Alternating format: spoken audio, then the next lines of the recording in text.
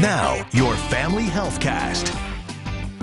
In tonight's health headlines, if you have a college freshman heading off to campus next week, they've probably heard a lot about the freshman 15, but weight gain isn't the only thing to talk to them about before they leave home.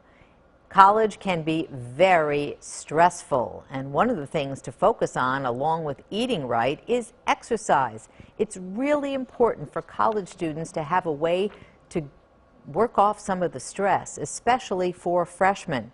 Make sure that the student knows about facilities that are available to non-athletes on campus. Well, how many hours a day do you put in at your job? If you tend to burn the midnight oil, you may be increasing your risk for a stroke. Here's ABC's Dr. Timothy Johnson.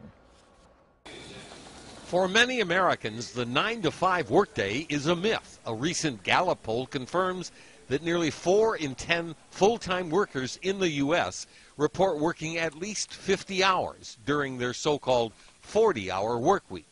And this week, new research points to the potentially deadly toll of our workaholic ways.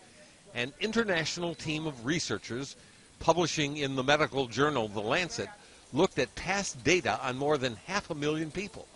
They found that those working 11 or more hours per day seemed to have a 33% higher risk of stroke.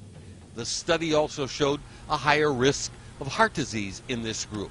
We can't say for sure yet if extra time at work actually causes these elevated risks. It may be some other factor that goes along with being a workaholic. But it may be a healthy reason to get out of work on time when you can. With this Medical Minute, I'm Dr. Timothy Johnson. Guys, next time you want to romance your lady, make sure she's had something to eat before you try to woo her. Did you know that hunger can get in the way of love? That's according to a new study that found women responded better to romantic cues on a full stomach. The women in the study were hooked up to an MRI, which showed their brain activity when they looked at pictures of couples holding hands. Women who had eaten before the test responded much more dramatically than the women who had fasted. Researchers say there's more work that needs to be done, but you can start with a nice meal first. Dinner for two, perhaps, in order tonight. And for more health headlines, head to localsyr.com, click news at the top of the homepage, and then click Family Healthcast.